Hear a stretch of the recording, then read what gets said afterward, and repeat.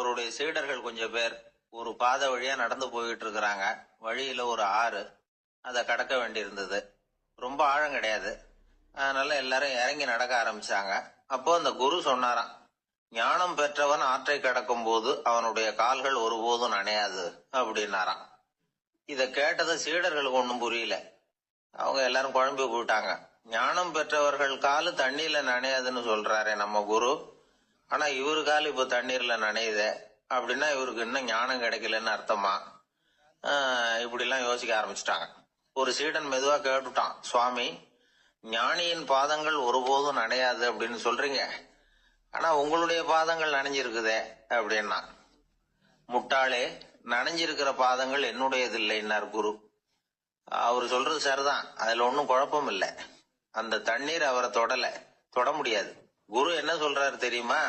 எதுவும் என்ன தொட முடியாது, ஏன்னா நான் இல்லை அப்படிங்கிறாரு. நானே இல்லைங்கிறப்போ எதுவும் என்ன தொட முடியாது. இந்த கால் என்னுடையதுங்கிற நினைப்பு இருந்தா தானே தண்ணீர் அதை தொடர்றது எனக்கு தெரியும். நீங்க ஒரு குருவோட தொடர்பு கொள்ளுகிற போது ஒன்னு ஞாபகத்துல வச்சுக்கணும், அவர் யாராகவும் இல்லாத ஒருத்தர், அதாவது நோபடி. நீங்க தொடர்பு கொள்றது ஒரு ஸ்தூல பொருளோட அல்ல, ஒரு தோற்றத்தோட மட்டுமே. இதெல்லாம் பெரியவங்க பேசுற பேச்சு. அந்த அளவுக்கு நான்கிற உணர்வே இல்லாம இந்த உலகத்துல நம்மால வாழ முடியுமா? அது நடைமுறை சாத்தியமா? பற்றில்லாமல் வாழணும்னு பல பேர் அறிவுரை சொல்றாங்க. நம்ம லெவல்ல நாம குறைஞ்சபட்சம் பேராசை இல்லாம வாழ கத்துக்கிட்டா போதும். ஒருத்தன் நிலத்தை உழுதுகிட்டு இருந்தான். ஏறுகால ஏதோ தட்டுப்பட்ட மாதிரி தெரிஞ்சது. என்னன்னு பார்த்தான், அழகான சிலை ஒண்ணு கிடைச்சது. நல்ல விலைக்கு இதை விற்க முடியும். அதை அப்படியே மறைச்சு வச்சிருந்து பொழுது சாய்ஞ்ச உடனே யாருக்கும் தெரியாம வீட்டுக்கு கொண்டுட்டு வந்துட்டான். வீட்டுல இருந்த மனைவி மக்கள்லாம் ஆளாளுக்கு ஒரு கற்பனை செய்ய ஆரம்பிச்சுட்டாங்க. இந்த சிலையை வித்து கிடைக்கிற பணத்துல பெருசா வீடு ஒண்ணு கட்டணும் அப்படிங்கிற நினைப்பு மனைவிக்கு. கழுத்து நிறைய நகை பண்ணி போட்டுக்கணுங்கிற கற்பனை மகளுக்கு. ஒரு நல்ல கார் வாங்கி அதுல உட்காந்து ஊர் சுத்தணுங்கிற ஆசை மகனுக்கு. இப்படி வீட்டுல இருந்த ஒவ்வொருத்தரும் ஒவ்வொரு விதமான கற்பனை சந்தோஷத்துல மிதந்துகிட்டு இருக்கிறாங்க. ஆனா அந்த புதையலை எடுத்துக்கிட்டு வந்தானே, அவன் மட்டும் ரொம்ப சோகமா ஒரு மூலையில உட்காந்துருக்கிறான். என்னாச்சு உங்களுக்கு, ஏன் இப்படி என்னத்தையோ பறி கொடுத்த மாதிரி உட்காந்துருக்குறீங்க அப்படின்னு கேட்டாங்க வீட்டுக்காரம்மா. இதுக்கு அவன் மெதுவா தலையை தூக்கி பதில் சொல்றான். அந்த நாள்ல காணாம போனது 18 சிலைகள் அப்படின்னு என்னுடைய பாட்டனார் சொல்லுவார். இன்னும் 17 சிலைகள் எங்க புதைஞ்சு கிடக்குதோ தெரியலையே அப்படின்னு பெருமூச்சு விட்டான். எனக்கு தெரிஞ்ச ஒருத்தர் இருக்கார். அவரு ஒரு பெரிய காவல்துறை அதிகாரி, ரொம்ப கண்டிப்பானவர். அவரை கண்டாவே எல்லாரும் பயப்படுவாங்க. அப்படிப்பட்டவர் வீட்டுக்கு போனா அப்படியே அடியோட மாறிடுவார். அங்க போய் பாத்தீங்கன்னா குழந்தைகளோட குழந்தையா அவர் விளையாடிட்டு இருப்பார். அலுவலக சமயத்துல பாத்தீங்கன்னா குதிரை முதுகுல அவர் உட்கார்ந்துருப்பார். வீட்டுல பாத்தீங்கன்னா அவர் முதுகுல குழந்தை உட்காந்துருக்கும். அவரு குதிரை மாதிரி போயிட்டு இருப்பார். இது எப்படிங்க முடியுது உங்களால அப்படின்னு கேட்டாங்க. அது ஒண்ணுமில்ல, இங்க வீட்டுக்கு வந்த உடனே என்னோட மனசை தனியா எடுத்து வச்சிருவேன் அப்படின்னார். அது என்னங்க உங்க சட்டப்பயிலியா இருக்குது மனசு, அது தனியா எடுத்து வைக்கிறதுக்கு அப்படின்னு கேட்டாங்க. அப்படி இல்லைங்க, இது ஒரு பயிற்சி, மனப்பயிற்சி, அவ்வளவுதான் அப்படின்னார். இப்படி சமயம் பார்த்து மனசை தனியா வச்சுவிட தெரிஞ்சவங்க வாழ்க்கையில எப்பவும் உற்சாகமா இருப்பாங்க அப்படிங்கிறது பெரியவங்க கருத்து. ஒரு டாக்டர் ஆஸ்பத்திரியில இருக்கிற வரைக்கும் டாக்டரா இருக்கலாம். அவர் மனைவிகிட்டையும் அவர் டாக்டரா இருக்க வேண்டிய அவசியம் இல்லை. ஒரு வக்கீல் கோர்ட்ல இருக்கிற வரைக்கும் வக்கீலா இருக்கலாம். வீட்டுக்கு வந்ததுக்கு அப்புறமும் வக்கீலா இருக்க வேண்டிய அவசியம் கிடையாது. வீட்டுல குழந்தைகள் கிட்ட விளையாடும் பொழுதும் அதுகள்கிட்ட ஃபீஸ் கேட்டுட்டு இருக்க கூடாது. நாம எப்படி இருக்கணும்னு பெரியவங்க சொல்றாங்கன்னா, மனசோட சேரப்படாதான். அப்படி சேராம வாழ்க்கையை கவனிக்கணுமா. மனசை அப்படியே தனியா எடுத்து பக்கத்துல வச்சுடணும். அப்படின்னா அதை அப்படியே தூக்கி எறிஞ்சுடு அப்படின்னு அர்த்தம் இல்லை. ஏன்னா மனசுங்கிறது நமக்கு உபயோகப்படக்கூடிய ஒண்ணுதான். எப்ப அது தேவையோ அப்பப்போ எடுத்து உபயோகப்படுத்திக்கணும். தேவைப்படுறப்போ எடுத்து கண்ணாடியை மாட்டிக்கிறோம்ல, படிக்கும் பொழுது கண்ணாடி தேவைப்படுதோ எடுத்து மாட்டிக்கிறோம் இல்லையா, அது மாதிரி கணக்கு போடுறதுக்கு மனசு தேவை. கடைக்கு போய் ஒரு பொருள் வாங்குறோம், காசு கொடுக்குறோம், மீதி சில்லறை சரியா இருக்கா அப்படின்னு எண்ணி பார்த்து வாங்க வேண்டியிருக்கு. அந்த சமயத்துல மனசை எடுத்து தனியா வச்சுட்டேன் அப்படின்னு சொல்லிட்டு இருக்க கூடாது. பரீட்சைக்கு படிக்க வேண்டியிருக்குது, படிச்சதையெல்லாம் அப்படியே நினைவுல வச்சுக்க வேண்டியிருக்கு. அந்த சமயத்துல மனசை தூக்கி எறிஞ்சுட்டேன் சார் அப்படின்னு சொல்லிட்டு இருக்க கூடாது. அப்படி சொன்னா பரீட்சை நம்மளை தூக்கி எறிஞ்சிடும். அதனால தேவைப்படுறப்போ மனசை உபயோகப்படுத்தணும், தேவையில்லாதப்போ அது தனியா ஓய்வு எடுத்துக்க விட்டுடணும். இப்படி நாம பழக்கப்படுத்திக்கிட்டா வாழ்க்கைங்கிறது நமக்கு புதுசா தெரியுமா. மனசுக்கும் ஒரு சக்தி கிடைக்கும். எந்திரங்களுக்கு ஓய்வு கொடுக்கற மாதிரி மனசுக்கும் ஓய்வு கொடுக்கணும், இல்லைன்னா அது களைச்சு போயிடும். குழந்தைகள் மனசை சுமந்துகிட்டு இருக்கிறது இல்ல. இது முதியவர்கள் குழந்தைகள் கிட்ட இருந்து கத்துக்க வேண்டிய ஒரு பாடம். ஆனாலும் இந்த கால குழந்தைகள் கிட்ட ரொம்ப எச்சரிக்கையா இருக்க வேண்டியிருக்கு. ஒரு தாத்தாவும் பேரனும் விளையாடிக்கிட்டு இருக்கிறாங்க. தாத்தா, எனக்கு சைக்கிள் ஓட்ட கத்து கொடு அப்படிங்கிறான் பேரன். சைக்கிள் உயரம் கூட இல்ல, அதுக்குள்ள சைக்கிள் ஓட்டணுமா அப்படின்னாரு தாத்தா. ஏன் தாத்தா, ரயில் ஓட்டுறாரு, அவர் என்ன ரயில் நீளமா இருக்கார் அப்படின்னு கேட்டானா அந்த பையன். ஒரு ஆள் இருந்தார். அவரு தன்னை ஒரு குருன்னு சொல்லிக்கிட்டார். மௌன குரு, வாயே திறக்கிறது இல்ல. அவருக்கு 2 சீடர்கள் உண்டு. இவங்க தான் வர்றவங்க கிட்ட பேசுவாங்க, விளக்கம் கொடுப்பாங்க. ஒரு நாள் இந்த சீடர்கள் 2 பேரும் எங்கேயோ வெளியில போயிட்டாங்க. அந்த நேரம் பார்த்து ஒருத்தர் அங்க வந்தார். குரு கிட்ட போனார். குருவே, புத்தர்னா என்னன்னு கேட்டார். குருவுக்கு ஒன்னும் புரியல. அவர் உண்மையான குருவா இருந்தாவில புரியும். அவர் திருன்னு முழிக்க ஆரம்பிச்சுட்டார். இந்த நேரம் பார்த்து இந்த சீடர்கள் எங்கேயோ போயிட்டாங்களே, என்ன பண்றது, உதவிக்கு யாராவது கிடைக்க மாட்டாங்களா அப்படின்னு அப்படியே சுத்தி பாக்குறார். அங்க பாக்குறார். வந்தவர் இதை கவனிச்சார். ஏதோ புரிஞ்சுக்கிட்டவர் மாதிரி அடுத்த கேள்வி கேட்டார். தர்மம்னா என்ன சுவாமின்னார். குருவுக்கு ரொம்ப சங்கடமா போச்சு. நம்ம நிலைமை இப்படி ஆயிட்டுதே, இக்கட்ல மாட்டிக்கிட்டோமே அப்படின்னு நினைச்சபடியே விட்டத்தை பார்த்தார். அப்புறம் குனிஞ்சு தரைய பார்த்தார்.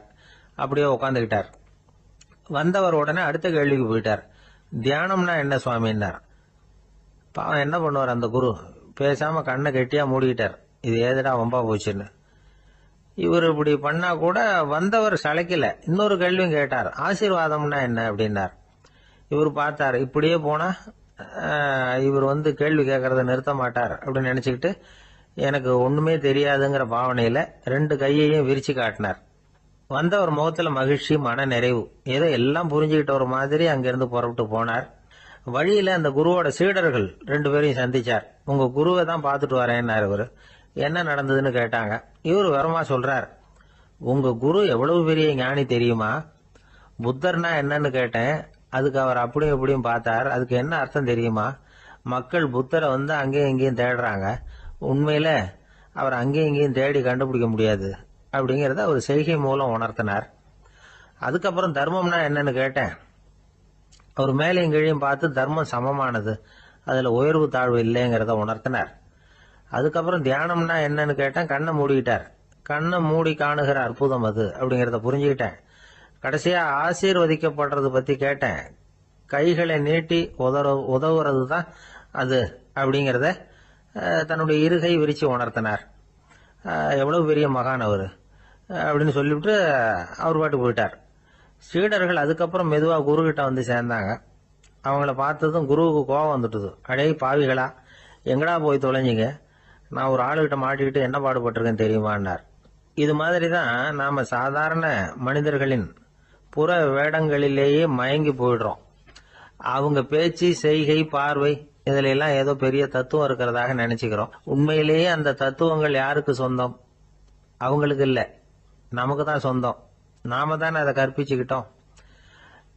நாம அடையாளம் கண்டுக்கிறது இல்ல, நாம யாருங்கிறது நமக்கு புரியறது இல்ல.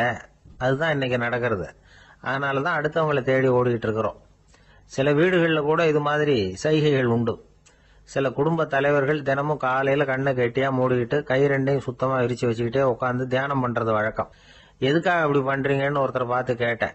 இந்த மாசம் வாங்கின சம்பளம் பூரா தீர்ந்து போச்சு, இனிமே என் கையில சுத்தமா ஒண்ணும் இல்ல, புதுசா எதுவும் செலவு வச்சுடாதே அப்படிங்கறத அப்படி உள்ளங்கை 2ஐயும் விரிச்சு காட்டி அவங்களுக்கு உணர்த்துறேன் அப்படின்னார். ஒரு மனிதர், அவர் யாருக்கிட்டே தொலைபேசியில பேசிட்டு இருக்கிறார். கொஞ்சம் தூரத்துல நாம நிக்கிறோம். எட்டத்துல இருந்துகிட்டு அவரை கவனிக்கிறோம். அவர் போன்ல பேசுறத, அவர் பேசுகிற வார்த்தைகள் என்ன அப்படிங்கறத நம்ம காதுல விழல. ஆனாலும் அவர் பேசிக்கிட்டு இருக்கிறது நல்ல செய்தியா கெட்ட செய்தியா அப்படிங்கறத நம்மால யூகிக்க முடியும். மகிழ்ச்சியான செய்தியை பேசும்போது முகம் மலருது, புன்னகை பூக்குது. இதுல ஒண்ணு நீங்க கவனிக்கணும். தொலைபேசியில நாம பேசுறப்போ நம்மோட பேசுறவர் எதிரில் இல்ல. அவர் தொலைபேசி வழியா நம்ம குரலை மட்டும்தான் கேட்க போறார். நம்ம முகத்தை அவர் பார்க்க போறது இல்ல. அப்படி இருந்தும் அப்ப நம்ம முகம் ஏன் மலரணும் அப்படின்னா இதுதான் உடல் மொழி, பாடி லாங்குவேஜ் அப்படின்னு சொல்றாங்க. நம்ம அறியாமலேயே நம்ம உடம்பு செய்திகளை தெரிவிக்குது பாருங்க, அதுதான் உடல் மொழி. ஒரு மனிதர் தொலைபேசியில பேசிக்கிட்டு இருக்கிறத நீங்க தூரத்துல இருந்து கவனிச்சுக்கிட்டே அவர் நண்பரோட பேசுறாரா, மனைவியோட பேசுறாரா, குழந்தையோட பேசுறாரா, இல்ல மேல் அதிகாரி கிட்ட பேசுறாரா, அல்லது அவருக்கு கீழே பணிபுரிகிறவர்கள் கிட்ட பேசுறாரா அப்படிங்கறத கண்டுபிடிக்கலாம். அதுக்கு காரணம் அவருடைய உடல் மொழி. இந்த உடல் மொழி கூட நம்ம வாழ்க்கையின் முன்னேற்றத்துக்கு பயன்படும். இத பத்தி எல்லாம் கூட சில நிபுணர்கள் ஆராய்ச்சி பண்ணி பார்த்திருக்கிறாங்க. அவங்க சில விவரங்களை சொல்றாங்க. குறிப்பா ஒருத்தர் தன்னுடைய நாற்காலியில கிட்டத்தட்ட படுத்துக்காத குறையா உட்கார்ந்து இருக்கிறாருன்னு வச்சுக்கோங்க. எதிர இருக்கிறவர் பேசுறது அவருக்கு பிடிக்கலன்னு அர்த்தமா. தலையை சொரிஞ்சுக்கிறது, வேற வேற திசைகள்ல பாக்குறது, கொட்டாவி விடுறது, கால்களை மாத்தி போட்டு உட்கார்றது, களைப்பா கை விரல்களை அப்படியே பின்னிக்கிறது, அடிக்கடி கடிகாரத்தை பாக்குறது, இப்படி எல்லாம் ஒருத்தர் பண்ணிட்டு இருக்கிறாருன்னா நாம கூடிய சீக்கிரம் அந்த இடத்த விட்டு எழுந்திரிச்சு வந்துடுறது நல்லது. ஏன்னா இதெல்லாம் அவருடைய சலிப்பு, சோர்வு, ஆர்வமின்மை இதுக்கு அடையாளங்கள். நம்முடைய பேச்சு அவரை சலிப்படைய வச்சுட்டதுன்னு அர்த்தம். அவர் ரொம்பவும் சோர்ந்து போயிட்டாருன்னு பொருள். நம்முடைய பேச்சில் அவருக்கு ஆர்வம் இல்லைன்னு அர்த்தம். அதே நேரத்துல நாற்காலியின் நுனியில அமர்ந்து உடலை முன்னுக்கு நகர்த்தி எதிர இருக்கிறவரின் கண்களை பார்த்துக்கிட்டே பேசினாலும் சரி அல்லது பேச்ச கேட்டாலும் சரி, உங்க பேர்ல மத்தவங்களுக்கு உள்ள பிடிப்பு அதிகரிக்கும். நாம எப்படிப்பட்டவர்ங்கிறத நம்ம உடம்பும் நடை உடை பாவனையும் அடுத்தவங்களுக்கு காட்டி கொடுத்துரும். உங்க உடம்பு, உங்க பார்வை, நடை, உட்கார்ற விதம் இத வச்சுக்கிட்டே நீங்க பொறுப்புள்ளவரா, முரடரா, அலட்சியமானவரா, மரியாதை தெரிஞ்சவரா, அடக்கமானவரா, நம்பிக்கைக்கு உரியவரா, நாணயம் இல்லாதவரா, பயந்தவரா, திறமசாலியா, அப்பாவியா அப்படிங்கறதெல்லாம் கண்டுபிடிச்சிடலாம். அதனால இந்த உடல் மொழியை புரிஞ்சுக்கிட்டு நம்மளை கொஞ்சம் சரிப்படுத்திக்கிட்டோம்னா வாழ்க்கையில சுலபமா பல காரியங்களை சாதிக்க முடியும். ஒரு மனநல மருத்துவமனை, அங்க ஒருத்தர் ஒரு நாற்காலியில உட்காந்துக்கிட்டு கார் ஓட்டுறது மாதிரி அப்படி பாவனை பண்ணிட்டு இருந்தார். ஸ்டேரிங்க திருப்புறது மாதிரி, பின்னாடி வர்ற வண்டியை நிக்க சொல்றது மாதிரி, அப்புறம் இவரு ஒதுங்கிக்கிட்டு அவருக்கு வழி விடுறது மாதிரி, இப்படி எல்லாம் சேட்டைகள் பண்ணிட்டு இருந்தார் மனநல மருத்துவமனையில. இத பார்த்துக்கிட்டு இருந்த ஒருத்தர் பக்கத்துல இருந்த இன்னொருத்தர்கிட்ட கேட்டார், இவர் ஏன் இப்படி பண்றாரு, இவருக்கு ஏன் அப்படி வந்தது நிலைமை அப்படின்னு சொல்லி அவர் விசாரிச்சார். அப்ப அவர் விவரம் சொன்னார். வேற ஒண்ணும் இல்லைங்க, இவருக்கு கார் ஓட்டணும்னு ஆசை ரொம்ப காலமா, அது நிறைவேறாம போயிட்டுது. அதுக்கப்புறம் அவரு மனநோயாளியா மாறிட்டார். இங்க அழைச்சிட்டு வந்தாங்க. இங்க அழைச்சிட்டு வந்ததுல இருந்து அப்படிதான் பண்ணிட்டு இருக்கிறார். அப்ப கார் ஓட்டுறது மாதிரி எல்லாம் பாவனை பண்ணிட்டு இருப்பார், திருப்புறது மாதிரி பண்ணுவார், பின்னாடி வர்றவங்களுக்கு இடம் விடுவார், இப்படி எல்லாம் செய்யறார் அப்படின்னு விவரம் சொன்னாங்க. நீங்க சொல்லப்படாதா, இப்ப நீங்க கார் ஓட்டல, வெறும் நாற்காலியில தான் உட்கார்ந்து இருக்கிறீங்க அப்படின்னு நீங்க சொல்லப்படாதா அவருக்கு அப்படின்னு கேட்டாங்க. அது முடியாதுங்க, ஏன்னா அந்த காரை கழுவுறதுக்காக அவர் தினமும் எனக்கு 10 ரூபா கொடுத்துக்கிட்டு இருக்கிறார் அப்படின்னாராம் அங்க வேலை செஞ்சுக்கிட்டு இருந்த ஒருத்தர். அதனால வாழ்க்கையில நாம இந்த உடல் மொழியை புரிஞ்சுக்கணும். உடல் மொழிங்கிறது இப்ப ஆரம்பத்துல சொன்னது மாதிரி அந்த தொலைபேசியில பேசுறவங்கள தூரத்துல இருந்து பார்த்தாவே அவர் யாருகிட்ட பேசுறாரு, என்ன பேசுறாருன்னு தெரியும். நம்ம முகத்தை நல்லா வச்சுக்கணும். உடல் மொழிய நம்ம புரிஞ்சுக்கிட்டு பயன்படுத்த ஆரம்பிச்சோம்னா எந்த முயற்சி பண்ணினாலும் அதுல வெற்றி நிச்சயம். ஒரு பெரிய அரசன் இந்த உலகம் பூராவையும் ஆண்டுகிட்டு இருந்தான். ரொம்ப காலம் அப்படி அரசாட்சி பண்ணிக்கிட்டு இருந்தான். திடீர்னு அவனுக்கும் சில எதிரிகள் முளைச்சாங்க. அவங்க எல்லாம் ஒண்ணு சேர்ந்து இவனை தோற்கடிச்சுட்டாங்க. தோத்து போனதும் இவனுக்கு பயம் வந்துட்டுது, எங்க எதிரிகள் நம்ம கொன்னுடுவாங்களோ அப்படின்னு. வெளியில வந்தா தனக்கு ஆபத்துன்னு பயந்துகிட்டு யாருக்கும் தெரியாம ஒரு குகைக்குள்ள போய் பதுங்கி கிடக்குறான். நிலைமைய பாருங்க. முதல் நாள் அரண்மனையில அதிகாரம் பண்ணிக்கிட்டு இருந்தவன் மறுநாள் குகையில பயந்து போய் பதுங்கி கிடக்குறான். ராத்திரி நேரம் வந்தது, பசி வயத்தை கிள்ளுது, பிச்சை எடுத்து சாப்பிட வேண்டிய நிலைமை. பிச்சை எடுக்கிறதுக்கு பாத்திரம் வேணுமே, என்ன பண்றது அப்படின்னு அங்கேயும் இங்கேயும் பாக்குறான்.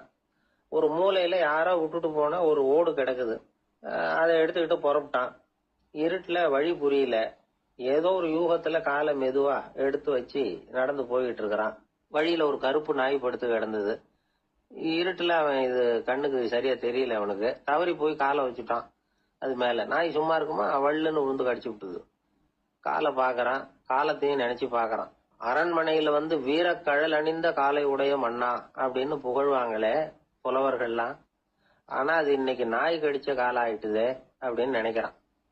அது மட்டும் இல்ல, முன்னாடி எல்லாம் பொற்கிண்ணங்கள்ல தான் அவன் சாப்பிடுவான். ஆனா இப்போ உடைஞ்சு போன ஓட்டு அது ஓட்டை வந்து கையில வச்சுக்கிட்டு நிக்கிறான். அதுல ஏதாவது யாராவது சாப்பாடு போடுவாங்களான்னு.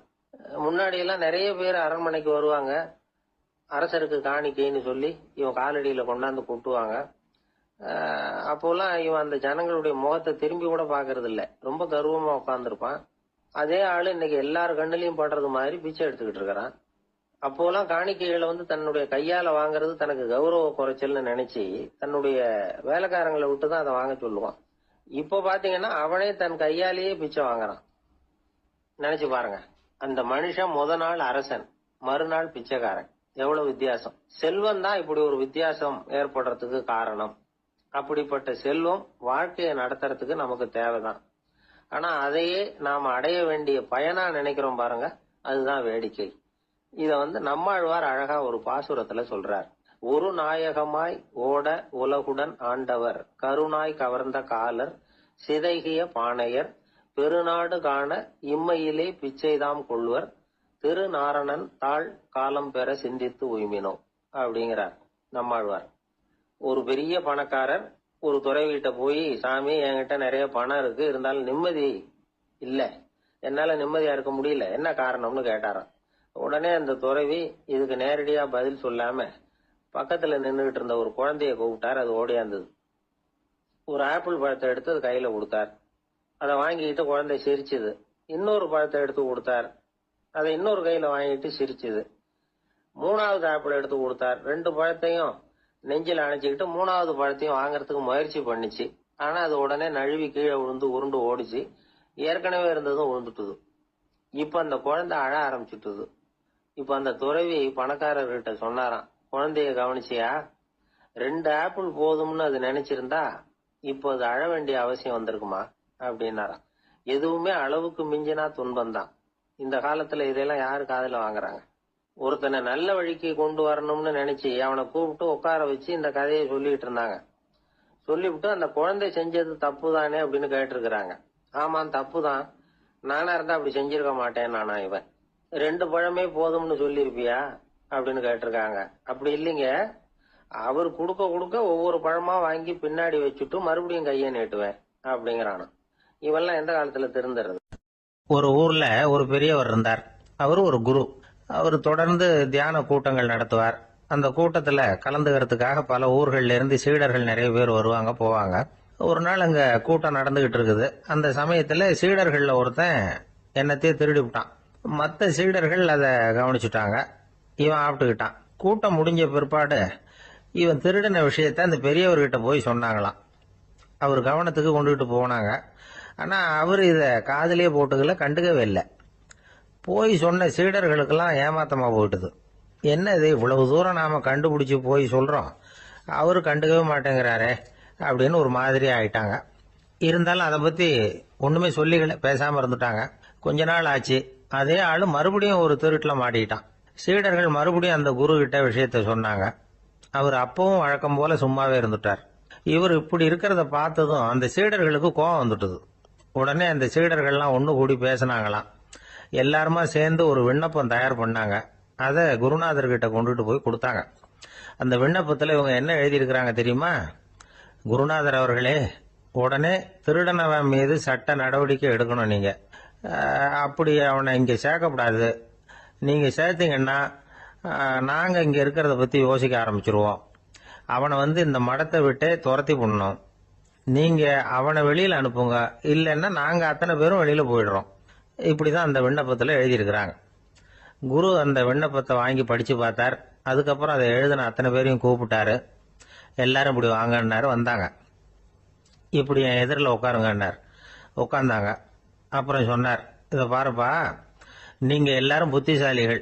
உங்களுக்கு எது நல்லது எது கெட்டதுங்கிறது நல்லா தெரியும். நீங்க மேற்கொண்டு ஏதாவது படிக்கணும்னு நினைச்சா வேற எங்க வேணும்னாலும் போகலாம். அதுக்கு நான் தடை சொல்ல மாட்டேன். ஆனா உங்களால குற்றம் சாட்டப்பட்ட அவன் இருக்கானே, அவன் எப்படின்னா அவனுக்கு எது நல்லது எது கெட்டதுங்கிறதெல்லாம் தெரியாது. அதனாலதான் திருடுறான். நீங்க சொல்றது மாதிரி அவனை அடிச்சு துரத்தி விடுறோம்னு வச்சுங்க, அவனுக்கு எப்படி நல்லது கெட்டது தெரியும்? அவனுக்கு அதை யாரு சொல்லி கொடுக்கறது? அதனால இங்கேயே இருக்கட்டும், அதுதான் சரி. இதுக்காக நீங்க எல்லாரும் என்னை விட்டுட்டு போனாலும் சரி, அவனை நான் விரட்ட மாட்டேன் அப்படின்னு விட்டாரான். இவ்வளவையும் திருடனை அந்த சீடன் கேட்டுக்கிட்டே இருந்திருக்கான். அவன் கண்கள்ல கண்ணீர். அப்படியே எழுந்திரிச்சு வந்தான். குரு காலில் விழுந்தான். அவன் கண்ணீரில் அவனது தீமை கழுவப்பட்டது அப்படிம்பாங்க. அதாவது சீடர்களுக்கு அந்த குருவோட பெருமை அப்பதான் புரிஞ்சுதான். ஒரு நல்ல ஆசிரியர் இருக்காருன்னு வச்சுங்க, நல்லா படிக்கிற பையனுக்கு தான் பாடம் சொல்லி கொடுப்பேன்னா அது என்ன பெரிய விஷயமா? மோசமா படிக்கிறவனையும் மாத்தி காட்டுறேங்கிறது தான் பெருமை. இந்த காலத்து குரு ஒருத்தர் ஒரு ஆசிரமம் வச்சு நடத்திட்டு வந்தார். நிறைய பேர் தினம் வருவாங்க போவாங்க. ஒரு நாள் ஒருத்தன் வந்தான். அந்த குரு முன்னாடி போய் நின்னான். ஐயா, என்ன உங்க சீடனா ஏத்துக்கணும்னா. அந்த குரு நிமிர்ந்து பார்த்தார். உன்னுடைய நோக்கம் என்னன்னு கேட்டார். ஐயா, உங்ககிட்ட கொஞ்ச நாள் இருந்தேன்னா நல்ல பழக்க வழக்கங்களை கத்துக்கலாம், அதுக்கப்புறம் வெளியில போய் ஒரு நல்ல தொழில் தொடங்கி வாழ்க்கையில முன்னுக்கு வரணுங்கிறது தான் என்னோட நோக்கம் அப்படின்னா. நீ சொல்றது சரி, ஆனா உன்னால இங்க நல்ல பழக்க வழக்கங்களை கத்துக்க முடியலன்னு வச்சுக்கோ, அப்ப என்ன பண்ணுவேன் அப்படின்னு கேட்டார் அவர். அப்படி ஆச்சுன்னா என்ன, உங்களை மாதிரியே ஒரு ஆசிரமம் ஆரம்பிச்சு அதுக்கு குருவா இருந்துட்டு போறேன் அப்படின்னா. ஒருத்தன் வேகமா ஓடி வந்தான். ஏப்பா அப்படி தலை தெறிக்க ஓடி வர்றேன்னு கேட்டேன். பின்னாடி துரத்திக்கிட்டு வருது சார் அப்படின்னா. ஏதாவது நாய் துரத்திக்கிட்டு வருது போல இருக்கு அப்படின்னு நினைச்சு அவனுக்கு பின்னாடி பாக்குறேன். கண்ணு கேட்டின தூரம் வரைக்கும் எதுவுமே தெரியல. ஏன்பா எதுவும் உன்னை துரத்துறது மாதிரி தெரியலையே என்ன, நல்லா பாருங்க சார் அப்படின்னா. பார்த்துட்டு தான் சொல்றேன் என்ன. இதோ பாருங்க சார், இதுதான் என்ன துரத்துது அப்படின்னு அவன் காட்டுறான். அவன் சுட்டி காட்டின இடத்துல பார்த்தா அங்க அவனுடைய நிழல் தான் தெரியுது. என்னப்பா சொல்ற அப்படின்னு சொல்லி அவனை சந்தேகமா பார்த்தேன். அதுக்கப்புறம் தான் அவன் விவரமா பேசினான். சார், எனக்கு என் நிழலை கண்டா பிடிக்கிறது இல்ல. எப்ப பார்த்தாலும் இது என்னையே பின்தொடர்ந்து வந்துகிட்டு இருக்குது. இதை என்னால சகிக்கவே முடியல. இதை என்கிட்ட இருந்து பிரிக்கிறதுக்கு எவ்வளவோ முயற்சிகள்லாம் பண்ணி பார்த்துட்டேன், முடியலன்னா. அப்படி என்னென்ன முயற்சிகள் பண்ணினேன் அப்படின்னு கேட்டேன். அவன் என்னென்ன செஞ்சாங்கிறத விவரமா சொன்னான். அவன் என்ன பண்ணிருக்கிறான், ஒரு பெரிய குழியை தோண்டி அதுல தன்னுடைய நிழலை புதைச்சிருவோம் அப்படின்னு முடிவு பண்ணிட்டு மண்வெட்டி எடுத்துக்கிட்டு தோட்டத்து பக்கம் போயிருக்கான். ஆழமா ஒரு குழியை தோண்டி இருக்கான். குனிஞ்சு பாக்குறான். அந்த குழிக்குள்ள தன்னுடைய நிழல் தெரியுது. ஆஹா, இதுதான் சமயம், நிழல் இப்ப குழிக்குள்ள இருக்கு, மண்ணை போட்டு மூடி விடலாம் அப்படின்னு நினைச்சுக்கிட்டு கொஞ்சம் மண்ணை அள்ளி போட்டான். பார்த்தா இப்ப அந்த நிழல் அந்த மண்ணுக்கு மேல வந்து நிக்குது. இது ஏதுடா வம்பா போச்சு அப்படின்னு அவசரமா மண்ணை வாரி போட்டு மூடி பாக்குறான். குழி பூராவும் மூடி விட்டு பாக்குறான். மறுபடியும் நிழல் மேல வந்து உட்காந்துக்கிட்டு இருக்குது. சரி, இத குழியில புதைக்க முடியாது அப்படின்னு முடிவு பண்ணிட்டு இதை இங்கேயே இப்படியே விட்டுட்டு ஒரே ஓட்டமா ஓடி போடுவோம் அப்படின்னு நினைச்சு எடுத்தான் ஓட்டம். அது காலை நேரம். இவன் மேற்க நோக்கி ஓடிட்டு இருக்கிறான். ஓடி ஓடி பாக்குறான், நிழல் இவனை விட வேகமா இவனுக்கு முன்னாடி ஓடிட்டு இருக்கு. சரி, திரும்பி ஓடி பார்ப்போம் அப்படின்னு நினைச்சுக்கிட்டு அப்படியே சடார்னு திரும்பி ஓட ஆரம்பிச்சான். பார்த்தான், அப்பாடா நிழலை காணல. கொஞ்ச தூரம் ஓடி ஒரு இடத்துல நின்னு அப்படியே சாவகாசமா திரும்பி பார்க்கறான். பின்னாடி நின்றுட்டு இருக்குது நிழல். இப்படி ஓடி வந்துதான் இங்க நம்ம முன்னாடி நின்று தன்னுடைய அவஸ்தையை சொல்லிட்டு இருக்கிறான். இந்த நிழலை துரத்துறது அல்லது வெட்டி விடுறது, இதுக்கு ஏதாவது வழி இருக்கா சொல்லுங்க சார் அப்படிங்கிறான். நமக்கு ஒன்றும் புரியல. அந்த நேரம் பார்த்து ஒரு பெரியவர் வந்தார். அவர்கிட்ட யோசனை கேட்டோம், என்ன செய்யலாம்னு. அவர் சொன்னார், இந்த பாருப்பா, நீ அங்கேயும் எங்கேயும் ஓடாத, அப்படியே கீழே படுத்துக்கொண்டார். அது நல்ல உச்சி வேலை. அவன் அப்படியே கீழே படுத்துக்கிட்டான். இப்ப அப்படி இப்படின்னு திரும்பி பார்க்கறான், நிழலை காணல. அவன் இப்பதான் நிம்மதியா இருந்தான். இப்ப அந்த பெரியவர் சொன்னார், எல்லா மனிதர்களுமே இப்படிதான் ஓடிட்டு இருக்கிறாங்க. நான் எனது அப்படிங்கிற ஆணவம் தான் அவங்கள துரத்திக்கிட்டு இருக்கு. அதை விட்டுட்டு ஓடணும்னு நினைச்சாலும் அது முன்னாடி வந்து நிக்குது. பரம்பொருளை நோக்கி ஓடுறப்போ இந்த ஆணவம் பின்னாடி வந்து விடுது. பரிபூர்ண சரணாகதிங்கிற நிலையில அது முழுசுமா மறைஞ்சு விடுது. தன்னை உணர்கிற வேலை அது. அந்த நேரம் மனிதனுக்கு விடுதலை உணர்வு ஏற்படுகிற நேரம் அது. அப்படிப்பட்ட சுதந்திர மனிதர்களாக எல்லாரும் மாறி போயிட்டாங்கன்னா இந்த உலகமே இன்பமயம் அப்படின்னு ஒரு விளக்கம் கொடுத்தார் பெரியவர். நம்மால் ஒருத்தர் வேகமா ஓடி வந்துகிட்டு இருந்தான். ஏன்டா அப்படி ஓடி வர்ற அப்படின்னு கேட்டார் எதிரில் வந்தவர். ஆசை துரத்துது, அதுதான் ஓடி வர்றேன்னா. உனக்கு என்ன ஆசைன்னு கேட்டார். எனக்கு ஒன்றும் ஆசை இல்லைங்க, என்னை எப்படியாவது பிடிச்சுடணும்னு போலீஸ்காரங்களுக்கு ஆசை. அந்த ஆசை இப்ப என்ன துரத்தி பின்னாடி வந்துகிட்டு இருக்குது. அதுதான் தப்பிச்சு வந்துகிட்டு இருக்கிறேன். குறுக்க நிக்காதீங்க சார், வழியை விடுங்க அப்படின்னு சொல்லிவிட்டு வேகமா ஓடி மறைஞ்சான். அசோக மன்னர் வந்துகிட்டு இருக்கார். அவருடைய ஆலோசகர்கள் எல்லாம் பக்கத்துல வந்துகிட்டு இருக்கிறாங்க. அந்த சமயத்துல எதிரில் ஒரு புத்த பிக்ஷு வர்றார். அசோகர் பாக்குறார். ஓடி போய் அவர் காலில் விழுந்து வணங்குறார். அசோக மன்னரின் தலை அந்த புத்த துறவியின் பாதத்துல பட்டுக்கிட்டு இருக்கு. பக்கத்துல நின்றுகிட்டு இருந்த அமைச்சருக்கு இது ரொம்ப சங்கடமா போச்சு. ரொம்ப வருத்தப்பட்டார். நம்ம அசோக சக்கரவர்த்தி எப்பேற்பட்டவர், அவரோட தலை ஒரு சன்னியாசியின் பாதத்துல படுறதா அப்படின்னு நினைச்சு ரொம்ப கவலைப்பட்டார். அரண்மனைக்கு திரும்பினதும் அமைச்சர் மெதுவா ஆரம்பிச்சார். அரசே, எனக்கு ரொம்ப வருத்தமா இருக்குது அப்படின்னார். எதுக்குன்னார் மன்னர். அசோக சக்கரவர்த்தியின் தலை, அதாவது அந்த சிரம், ரொம்ப மதிப்புமிக்க ஒன்று. அது ஒரு சன்னியாசியின் காலில் படலாமா அப்படின்னார். அசோகர் பதில் சொல்லல, சிரிச்சார், போயிட்டார். அதுக்கப்புறம் ஒரு சரியான சந்தர்ப்பத்துக்காக காத்துக்கிட்டு இருந்தார். ஒரு நாள் அமைச்சரை கூப்பிட்டார். எனக்கு 3 தலைகள் வேணும் அப்படின்னார். சொல்லுங்க, கொண்டுகிட்டு வரேன் அப்படின்னார் அமைச்சர். அசோகர் சொன்னார், முதல்ல எனக்கு தேவையானது ஒரு ஆட்டின் தலை, 2வது ஒரு புலியின் தலை, 3வது ஒரு மனிதனின் தலை. இதுதான் அசோகர் கேட்டது. எங்க இருந்தாலும் கொண்டு வாங்கன்னார். அமைச்சர் புறப்பட்டார். ஆட்டுத்தலை, புலித்தலை கிடைச்சிட்டுது. அப்புறமா ஒரு சுடுகாட்டுக்கு போய் ஒரு மனித தலையும் சேகரம் பண்ணிட்டு ராஜா கிட்ட வந்துட்டார். அரசே, உங்கள் ஆணைப்படி 3 தலைகளையும் கொண்டு வந்திருக்கிறேன்னார். அசோகர் பார்த்தார். ரொம்ப நல்லது, இப்ப இது 3ஐயும் எடுத்துக்கிட்டு போய் சந்தையில வித்துட்டு வாங்க அப்படின்னார். அமைச்சர் அதுகளை எடுத்துக்கிட்டு சந்தைக்கு போனார். முதல்ல ஆட்டுத்தலை நல்ல விலைக்கு வித்து போச்சு. நல்ல விலை கொடுத்து வாங்கிட்டு போட்டாங்க. அடுத்தபடியா புலி தலைய ஒருத்தர் வாங்கிட்டார். அதை பாடம் பண்ணி வீட்டுல மாட்டி வைக்கலாமே அப்படின்னு நினைச்சு அதையும் வாங்கிட்டு போட்டார். மனித தலையை மட்டும் வாங்கறதுக்கு யாரும் முன் வரல. எல்லாரும் அதை பார்த்துட்டு விலைக்கு போக ஆரம்பிச்சாங்க. அமைச்சர் திரும்பி வந்தார். அரசே, இந்த தலையை மட்டும் யாரும் வாங்க மாட்டேங்கிறாங்க அப்படின்னார். சரி, பரவாயில்ல, இதை இலவசமாவே எனாமாவே யாருக்கிட்டையாவது கொடுத்துட்டு வந்துருங்க அப்படின்னார். அமைச்சர் மறுபடியும் சந்தைக்கு போனார். இதை இலவசமா தரேன், இதை வாங்கிக்கோங்க அப்படின்னார். அப்பவும் அதை யாரும் வாங்கிக்கிறதுக்கு தயாரா இல்லை.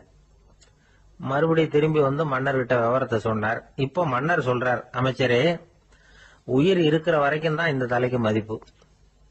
ஜீவன் போனதுக்கு அப்புறம் அதோட மதிப்பும் போயிடுது. அதனால மதிப்பு இருக்கும் பொழுதே பெரியவர்கள் பாதம் பணிந்து அந்த புனிதத்தை பெற்றுக்கொள்ளணும் அப்படின்னார். பணிவுங்கிறது வேற, அடிமைத்தனம்ங்கிறது வேற. பெரியவர்களை பணிவது நமக்கு பெருமை தரக்கூடிய விஷயம்.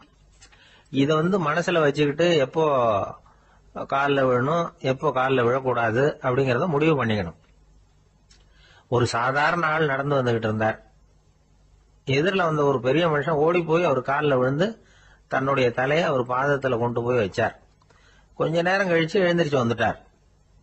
வந்த பிறகு இவரை கேட்டேன், ஏன் திடீர்னு ஓடி போய் அந்த ஆளு காலில் விழுந்தீங்க அப்படின்னு. அவர் போட்டிருக்கிறது என்னோட காணாம போன செருப்பான்னு கண்டுபிடிக்கிறதுக்காக அப்படி விழுந்தேன் அப்படின்னு. ஒரு ஊர்ல ஒருத்தர் இருந்தார். ரொம்ப நல்லவர். யாருக்காவது ஏதாவது கொடுத்துக்கிட்டே இருப்பார். கொடையாளி. தினமும் யாராவது ஒருத்தருக்கு ஏதாவது கொடுக்கலன்னா அவருக்கு தூக்கம் வராது. அப்படி ஒரு பழக்கம். அது மட்டும் இல்ல, அவர் கொடுக்கறது அடுத்தவங்களுக்கு தெரியாது. அவ்வளவு ரகசியமா அதை கொடுப்பார்.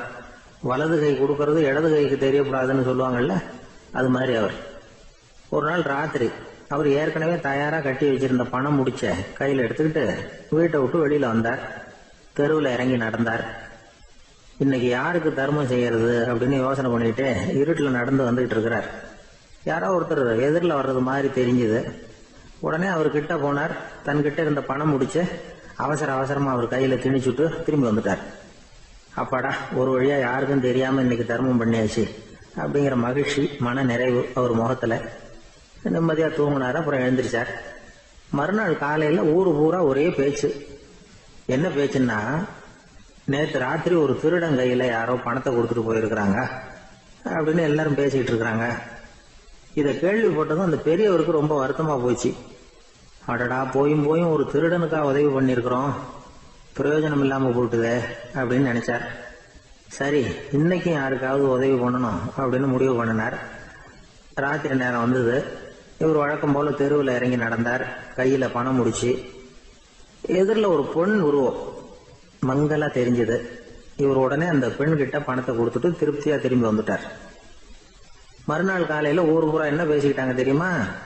நேற்று ராத்திரி நெறி தவறி நடக்கிற ஒரு பெண்ணின் கையில யாரோ பணத்தை வச்சுட்டு போயிருக்கிறாங்க அப்படின்னு எல்லாரும் பேசிக்கிறாங்க. அடடா, இன்னைக்கும் தவறுதலா நடந்து போச்சு அப்படின்னு ஒரு வருத்தப்பட்டார். இருக்கட்டும், இன்னைக்கு ஏதாவது தர்மம் பண்ணுவோம் அப்படின்னு நினைச்சுக்கிட்டாரு. 3வது நாள் ராத்திரியும் புறப்பட்டார். இப்பவும் எதிரில் ஒருத்தர் வந்தார். இவர் பணத்தை கொடுத்தார், திரும்பி வந்துட்டார். மறுநாள் மக்கள் என்ன பேசிக்கிட்டாங்கன்னா, நேற்று ராத்திரி ஒரு செல்வந்தர் கையில யாரோ பணத்தை கொடுத்துட்டு போயிருக்கிறாங்க அப்படின்னு பேசிக்கிட்டாங்களாம். அவருக்கு ரொம்ப வருத்தமா போயிட்டுது. என்ன இது தினம் இப்படி ஆகிட்டு இருக்குதே அப்படின்னு நினைச்சுக்கிட்டே படுத்து தூங்கினார். அன்னைக்கு ராத்திரி ஒரு கனவு. அந்த கனவுல இறைவன் வந்து சொன்னாராம், இத பாருப்பா, நீ கொடுத்த தர்மம் வீணா போயிடல. உன்கிட்ட பணம் வாங்கின அந்த திருடன் திருந்திட்டான், அந்த பொண்ணும் திருந்திட்டா, அந்த செல்வந்தனும் கொடையாளி ஆயிட்டான், எல்லாருக்கும் உதவி பண்ண ஆரம்பிச்சுட்டான் அப்படின்னு சொன்னாராம். இந்த கதையை சொன்னவர் யாருன்னா நபிகள் நாயகம். இதுல உள்ள கருத்து என்னன்னா, நல்ல மனசோட தர்மம் பண்ணுனா அது வீணா போறதில்லை. இன்னொரு கருத்து, தர்மம் வந்து தன்னை மட்டுமல்ல அடுத்தவங்களையும் தீமையிலிருந்து காப்பாற்றும். இதுதான் நாம புரிஞ்சுக்க வேண்டியது. இந்த காலத்திலயும் இது மாதிரி சில சம்பவங்கள் நடக்கிறது உண்டு. ஒரு பெரியவர் இருட்டில் நடந்து வந்துகிட்டு இருந்தாரு. எதிரில் வந்த ஒருத்தன் வலுக்கட்டாயமா இவர் கையை பிடிச்சி ஒரு பண முடிப்பை கொடுத்து வச்சுக்க சொல்லிவிட்டு விலகி போயிட்டான். பெரியவருக்கு ஆச்சரியம், இந்த காலத்திலயும் இப்படி வலது கை கொடுக்கறது இடது கைக்கு தெரியக்கூடாதுன்னு நினைக்கிற கொடையாளிகள் உண்டு போல இருக்கு அப்படின்னு யோசனை பண்ணிக்கிட்டே நடந்தார். கொஞ்ச தூரம் போயிருப்பாரு. அதுக்குள்ள அதே ஆள் திரும்பி வந்தான். கொடுத்த பண முடிப்பை திருப்பி கொடுங்க அப்படின்னு கேட்டு வாங்கிட்டான். இவருக்கு ஒன்றும் புரியல. ஏன் இப்படி பண்றேன்னார். அது ஒண்ணும் இல்லைங்க, கொஞ்ச நேரம் இதை உங்ககிட்ட கொடுத்து வச்சிருந்தேன் அவ்வளவுதான் அப்படின்னா. ஏன்னு கேட்டார். என்னை பின்னாடி போலீஸ் தேடிக்கிட்டு வந்துகிட்டு இருக்குது, அதுதான் அப்படி பண்ணேன், இப்ப போயிட்டுது, இனிமே ஒன்றும் பயம் இல்லை அப்படின்னு சொல்லிவிட்டு அவன் பாட்டுக்கு நடந்து போறான். ஒரு சன்னியாசி அவரு ஒரு நாள் ஒரு கனவு கண்டாராம். அந்த கனவுல அவர் சொர்க்கத்துக்கு போறார். அங்க ஒரு பெரிய திருவிழா நடந்துகிட்டு இருக்குது.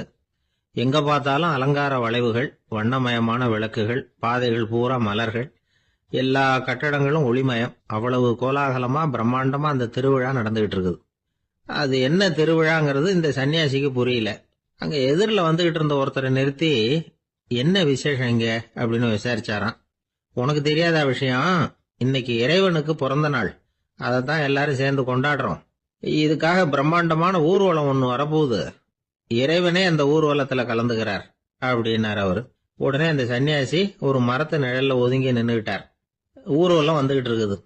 முதல்ல ஒரு குதிரை வந்துகிட்டு இருக்கு, அது மேல ஒருத்தர் உட்காந்துருக்கிறார். அவருக்கு பின்னாடி நிறைய பேர் கூட்டமா வந்துகிட்டு இருக்கிறாங்க. இவ்வளவு கூட்டம் இவர் பின்னாடி வருதே, யார் இவரு அப்படின்னு கேட்டார். ஒரு மதத்தின் பெயரை சொல்லி, இவர் அந்த மதத்தின் தலைவர், அவரை பின்பற்றுகிற மக்கள் கூட்டம் பின்னாடி வந்துகிட்டு இருக்குது அப்படின்னு விவரம் சொல்லி இருக்கிறாங்க. இவங்களுக்கு அடுத்தபடியா இன்னொரு குதிரையில ஒருத்தர் வந்துகிட்டு இருக்கிறார். அவருக்கு பின்னாடி ஏகப்பட்ட கூட்டம். இவர் யாருங்க அப்படின்னு கேட்டிருக்காரு சன்னியாசி. அங்க இருக்கிறவங்க விவரம் சொல்லி இருக்கிறாங்க. இன்னொரு மதத்தின் பெயரை சொல்லி, இவர் அந்த மதத்தினுடைய தலைவர், அவர் வழியை பின்பற்றுகிறவர்கள் அவர் பின்னாடி கூட்டமா வந்துகிட்டு இருக்கிறாங்க அப்படின்னு இருக்காங்க. இப்படி ஒவ்வொருத்தரா குதிரை மேல வந்துகிட்டே இருக்கிறாங்க. அவங்கள பின்பற்றியும் ஒவ்வொரு கூட்டம் வந்துகிட்டே இருக்குது. அந்த பெரிய ஊர்வலம் அது பாட்டுக்கு போயிட்டு இருக்குது. கடைசியா அது முடிஞ்சது ரொம்ப நேரம் கழிச்சு. அதுக்கப்புறம் கொஞ்ச நேரம் கழிச்சு ஒரு வயசான ஆள் குதிரை மேல வந்துகிட்டு இருக்கிறார். ஆனா அவருக்கு பின்னாடி யாருமே இல்லை. அவரு பரிதாபமா தனியா வந்துகிட்டு இருக்கிறார். அவரு அந்த ஊர்வலத்தை சேர்ந்தவரா இல்லையாங்கிறதே தெரியல. இவர் யாரு, இவர் ஏன் இப்படி தனியா வந்துகிட்டு இருக்கிறார் அப்படின்னு கேட்டிருக்காரு அந்த சன்னியாசி. என்னது இப்படி கேக்குறீங்க, இவர் தான் கடவுள், இவருக்காக தான் இன்னைக்கு இந்த ஊர்வலமே நடக்குது, இவருக்கு தான் இன்னைக்கு பிறந்த நாள், முன்னாடி போற ஊர்வலம் பூரா இவருடைய பிறந்த நாளை கொண்டாடுறதுக்காகத்தான் அப்படின்னு இருக்காங்க. இதை கேட்டதும் அந்த சன்னியாசிக்கு திடுக்குன்னு தூக்கி போட்டிருக்கு. இது வரைக்கும் கனவு கண்டுகிட்டு இருந்தவர் முடிச்சுக்கிட்டார். அதுக்கப்புறம் தான் யோசிச்சு பார்த்திருக்கார். உண்மைதான், மக்கள் எல்லாரும் பக்தி மார்க்கத்துல போறதா நினைச்சுக்கிட்டு பாதை மாறி போயிட்டு இருக்கிறாங்க. கடவுளை பின்பற்றுவதாக நினைக்கிறாங்க பக்தர்கள். ஆனா கடவுளுக்கு பின்னாடி யாருமே இல்லை. இன்னமும் இயல்பா இதை பத்தி யோசிச்சு பார்த்தா, உண்மைக்கு பின்னாடிதான் நான் போய்கிட்டு இருக்கேன் அப்படின்னு நிறைய பேர் சொல்றாங்க. ஆனா அந்த உண்மை அனாதையா போய்கிட்டு இருக்குது. அப்படி ஆயிட்டுது உலகம். இந்த காலத்திலயும் ஒரு ஊர்வலம், ஒரு பெரிய மனுஷருக்கு பிறந்த நாள் விழா. அவரு குதிரை மேல ஏறி முன்னாடி போயிட்டு இருக்கிறார். அவருக்கு பின்னாடி ஒரு 100 பேர் தொண்டர்கள் அவங்க பாட்டுக்கு போறாங்க. எல்லாம் பணம் கொடுத்து ஏற்பாடு பண்ணவங்க. எல்லாம் பணம் வாங்கிட்டு முன்னாடி போயிட்டு இருக்கிறாங்க. கொஞ்ச தூரம் நடந்ததும் கால் வலிக்க ஆரம்பிச்சுட்டுது. ஒவ்வொருத்தரும் அப்படியே ஒதுங்க ஆரம்பிச்சுட்டாங்க. அதான் முன்னாடியே பணம் கிடைச்சிட்டுதே, இனிமே ஒதுங்கினா என்னன்னு ஒதுங்கிட்டாங்க. ஒரு கட்டத்துல குதிரையில போறவர் தற்செயலா திரும்பி பாக்குறாரு, பின்னாடி யாருமே இல்ல, எல்லாரும் ஓடி போட்டாங்க. ஒரே ஒரு ஆள் மட்டும் ரொம்ப விசுவாசமா பின்னாடி நடந்து வந்துகிட்டு இருந்தான். ஏன்பா நீ மட்டும் வந்துகிட்டு இருக்கிறியே, நீ வீட்டுக்கு போகலையான்னு கேட்டிருக்காரு அவரு. நீங்க அந்த குதிரையையும் அதுக்குள்ள வாடகை பணத்தையும் கொடுத்துட்டீங்கன்னா நானும் போயிடுவேன் அப்படின்னு நானா இந்த ஆள். ஒரு காட்டுல ஒரு நரி இருந்தது. ஒரு நாள் காலை நேரம் அது தன்னுடைய இருப்பிடத்திலிருந்து வெளியில வந்தது. கொஞ்ச தூரம் நடந்து வந்தது. அப்பதான் அது தன்னோட நிழலை கவனிச்சு பார்த்தது. பார்த்தா அது ரொம்ப நீளமா பெருசா இருக்குது. காலை நேரத்துல நிழல் அப்படித்தானே இருக்கும். ஆனா அந்த நரிக்கு அந்த விஷயம் தெரியல. தன்னுடைய நீண்ட பெரிய நிழலை பார்த்து ஆச்சரியப்பட்டது. ஆஹா, நாம இவ்வளவு பெருசாவா இருக்கிறோம் அப்படின்னா என்னுடைய காலை சாப்பாட்டுக்கு ஒரு யானை இல்லைன்னா ஒரு ஒட்டகம் கிடைச்சாதான் சரியா இருக்கும் போல இருக்கு அப்படின்னு முடிவு பண்ணிட்டுது. உடனே ஒரு யானை அல்லது ஒட்டகத்தை தேடி அலைஞ்சது, எங்க கிடைக்கும்னு. கிடைக்கவே இல்லை. மத்தியானம் 12 மணி ஆயிட்டுது. பசியோட அலையுது. இப்ப தன்னோட நிழலை பார்த்தது. அது மத்தியான நிழல் எப்படி இருக்கும், அது ரொம்பவும் குறுகி போய் தெரிஞ்சது. உடனே அந்த நரி என்ன நினைச்சுக்கிட்டு தான் தெரியுமா, காலை ஆகாரம் சாப்பிடாததுனால நம்ம உடம்பு இப்படி அழிச்சு போட்டுதே அப்படின்னு நினைச்சுக்கிட்டு தான். கொஞ்ச நேரம் கழிச்சு மறுபடியும் தன்னுடைய நிழலை பார்க்குது. அது இன்னமும் குறுகி போய் காலடியிலேயே வந்துட்டுது. அதுக்கு பயமா போயிடுது. ஐயோ, இன்னும் கொஞ்ச நேரத்துல நாம இறந்துருவோம் போல இருக்க, இப்ப என்ன செய்யறது? இந்த சமயத்துல ஒரு எறும்பு கிடைச்சா கூட போதும், அதை நம்ம காலை ஆகாரமா நினைச்சு சாப்பிட்டு விடலாமே அப்படின்னு நினைச்சுதான். நம்முடைய நிழல் கூட நம்மள மாதிரியே தான் அடிக்கடி மாறிக்கிட்டே தான் இருக்குது. அது எப்பவும் ஒரே மாதிரி இருக்கிறது இல்ல. மனிதனுக்கு ஏற்படுகிற தன்முனைப்பு இருக்கு பாருங்க, ஈகோ, அது கூட ஒரு நிழல் மாதிரி தானா. அப்படி நினைக்க ஆரம்பிச்சுட்டா அதனால ஏதும் பிரச்சனை வராதான். தன்முனைப்பை நிழல் போலவே ஏற்றுக்கொள்ளுங்கள் அப்படிங்கிறது பெரியவங்க கருத்து. ஒரு காரியத்தை வெற்றிகரமா நல்ல விதமா செஞ்சு முடிக்கிறோம்னு வச்சுக்கோங்க, அந்த சமயத்துல ஒரு வித நுட்பமான தற்பெருமை நமக்குள்ள உண்டாகுது. இது இயற்கையானது, அதனால இது மேல பற்று வைக்கக்கூடாது. அப்படி வைக்க ஆரம்பிச்சுட்டா அந்த தற்பெருமை ஒரு நிரந்தர விருந்தாளியா நம்ம கிட்ட தங்கிக்கும்.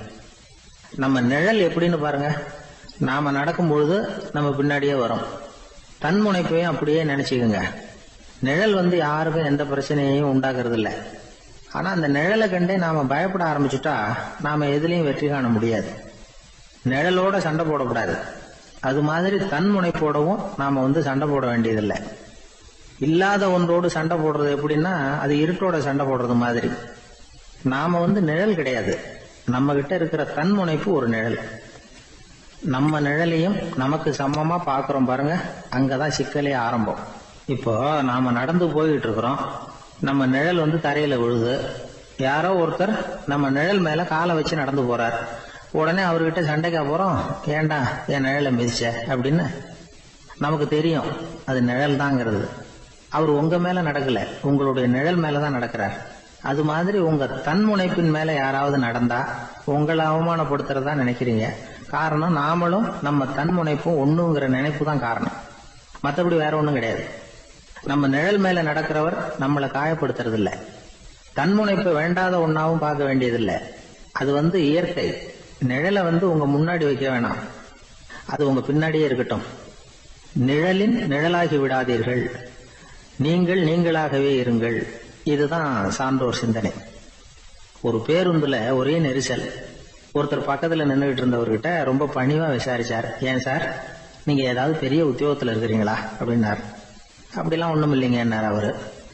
அப்படின்னா வேற ஏதாவது அரசியல்ல பெரிய பதவியில் இருக்கிறீங்களா அப்படின்னு கேட்டார். அதுவும் இல்லைங்கன்னார்.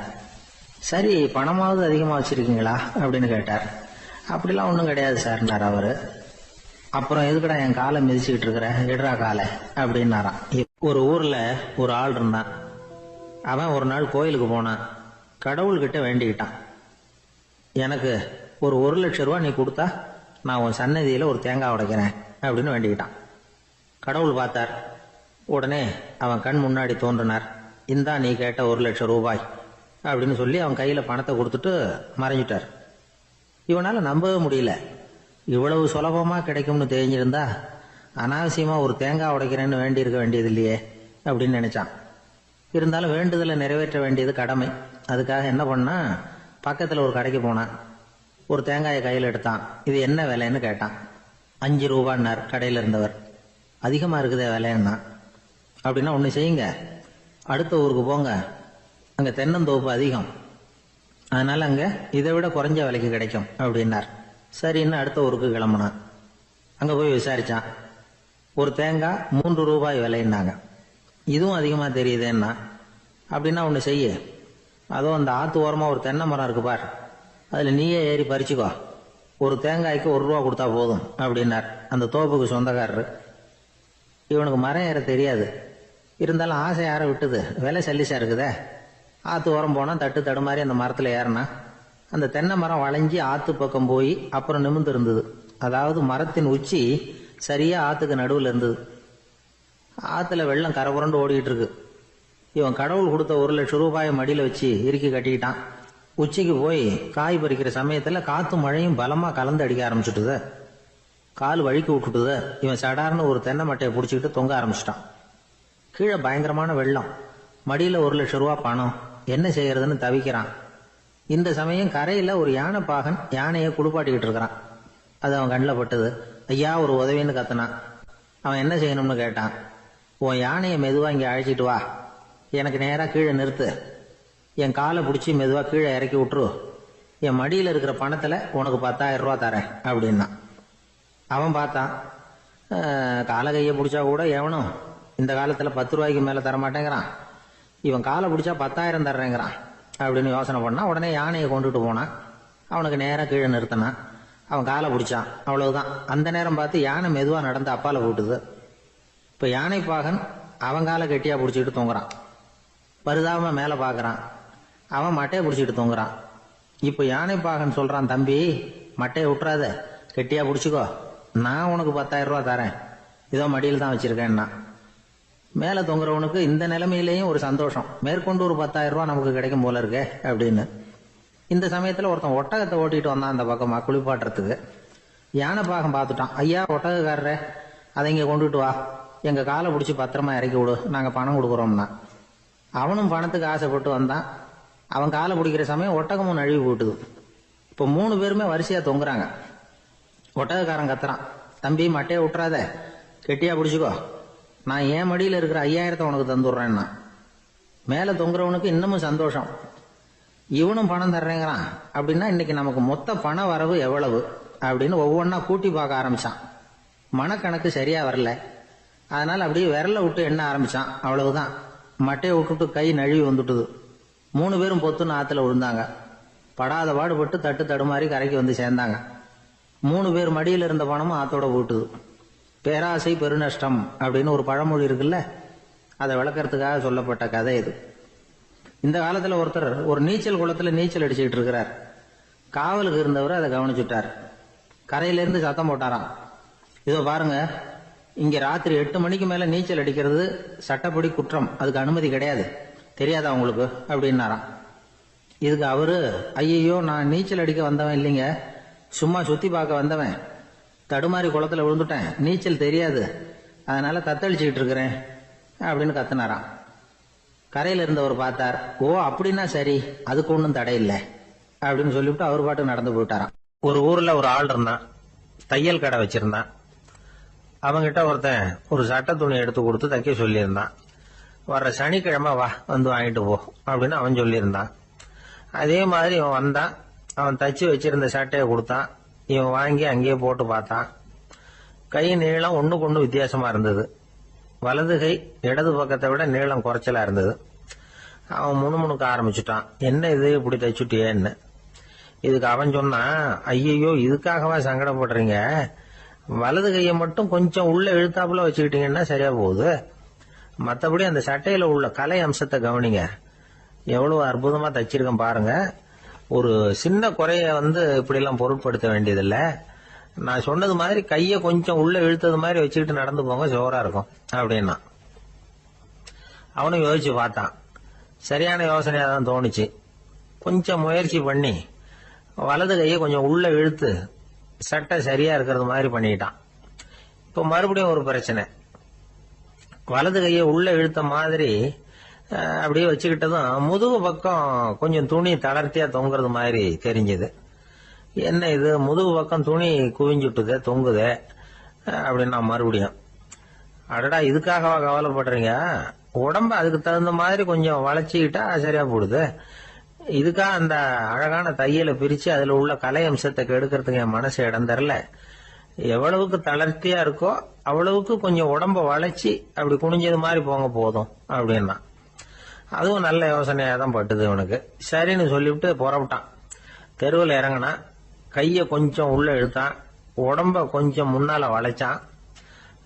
சட்டைக்கு தகுந்த மாதிரி உடம்ப பண்ணிட்டான். மெதுவா நடந்து போறான். இப்போ எதிரில் இன்னொருத்தன் வரான். இவனை பாக்குறான். இவன் போட்டிருக்கிற சட்டையை பாக்குறான். ஆஹா அற்புதம்ங்கிறான். சும்மா சொல்லக்கூடாது, ரொம்ப நல்லா இருக்கு. நிச்சயமா இது இந்த ஊர் மேல தெருவில் இருக்கிற ஒருத்தன் இருக்கானே, அவன் தச்சதா தான் இருக்கணும் அப்படின்னா. இதை கேட்டதும் அவனுக்கு ஆச்சரியம். எப்படி அவ்வளவு கரெக்டா கண்டுபிடிச்சிங்க அப்படின்னு கேட்டிருக்கான். இதுக்கு அந்த வழிபோக்கன்னு சொன்னானா, அவன் ரொம்ப கெட்டிக்காரன். உங்களை மாதிரி உடம்பும் கையும் வளைஞ்சு போன ஒரு ஆசாமிக்கு அவனை தவிர வேற யாராலேயும் இவ்வளவு பொருத்தமான ஒரு சட்டையை தைக்க முடியாது அப்படின்னானா. பாருங்க, அவனுக்காக இவன் அனுசரிக்க போய் இவனோட நிலைமை எப்படி ஆயிடுது பாருங்க. இதே மாதிரிதான் சில சடங்குகளும் சம்பிரதாயங்களும் நம்மளை கோமாளி ஆக்கி விட்டுரும். எதுவா இருந்தாலும் அதுல அறிவுபூர்வமான அணுகுமுறை அவசியம். ஒரு நர்ஸ் அவசரமா ஓடி டாக்டர் கிட்ட சொல்லிச்சான், டாக்டர் ஒரு தப்பு நடந்து போச்சு.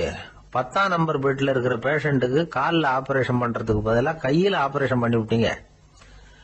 கை ஆபரேஷன் பண்ணிக்க வேண்டிய ஆள் 7ஆம் நம்பர் பெட்ல இருக்கார் அப்படின்னு தான். அதுக்கு ஒரு பதட்டப்படாம சொன்னாராம், பரவாயில்ல இவரை தூக்கி 7ஆம் நம்பர் பெட்ல போட்டுரு அப்படின்னு.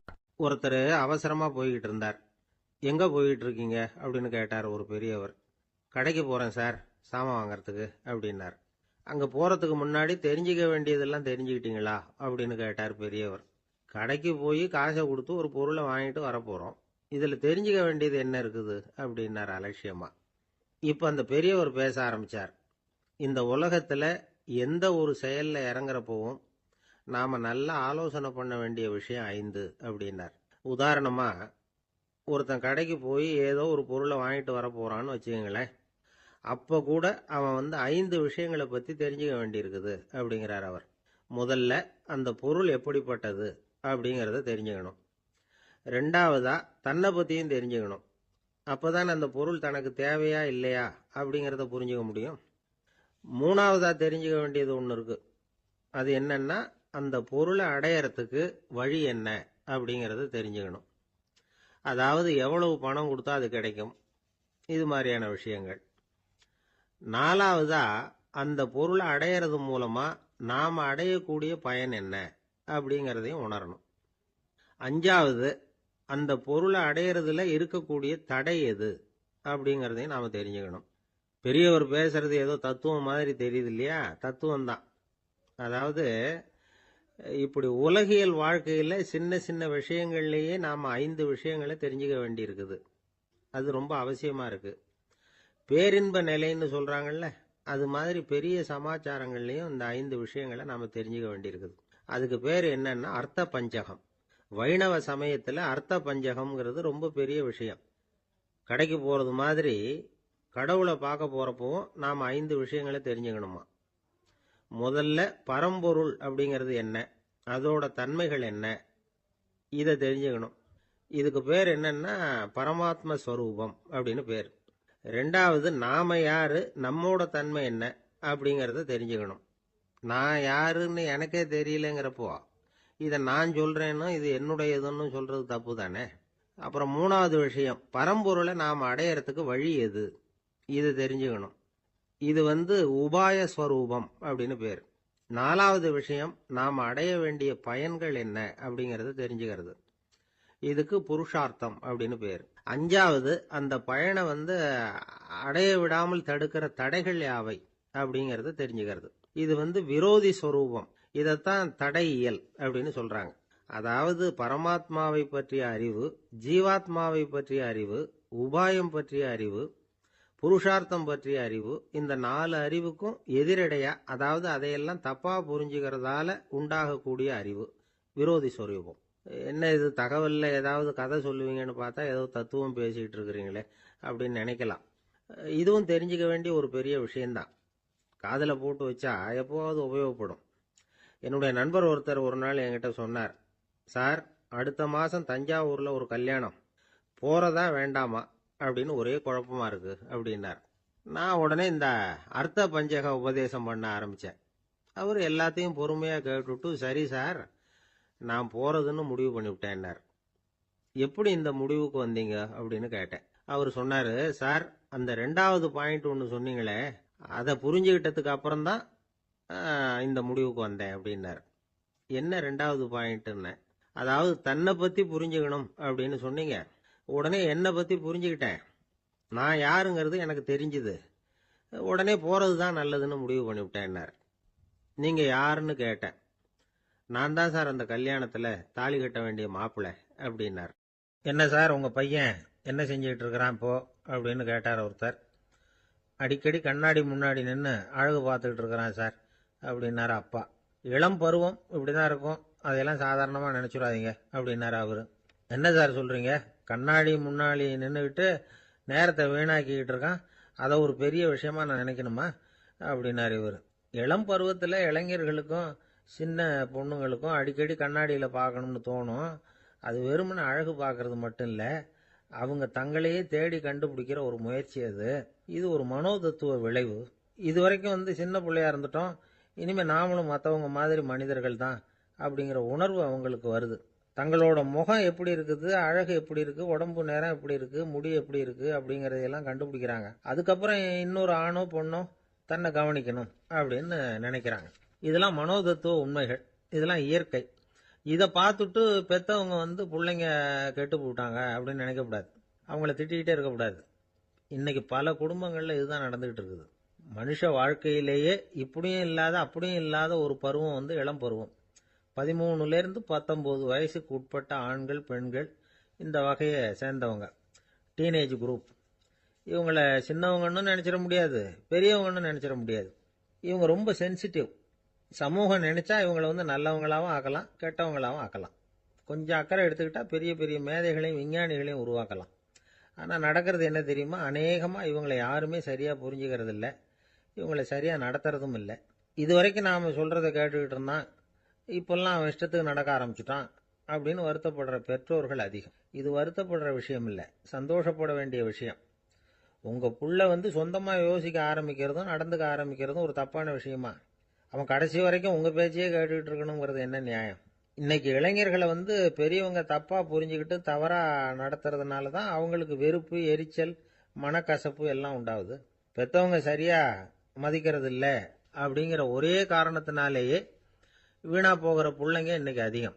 சரி, பெத்தவங்களுக்கு இன்னைக்கு என்னதான் புத்தி சொல்ல வர்றீங்க அப்படின்னு கேட்குறீங்களா? நாம எதையும் சொல்ல வரல, ஆனா அது சம்பந்தமான சில நிபுணர்கள் சொல்லி இருக்கிறத உங்க காதுல போட்டு வைக்கலாம்.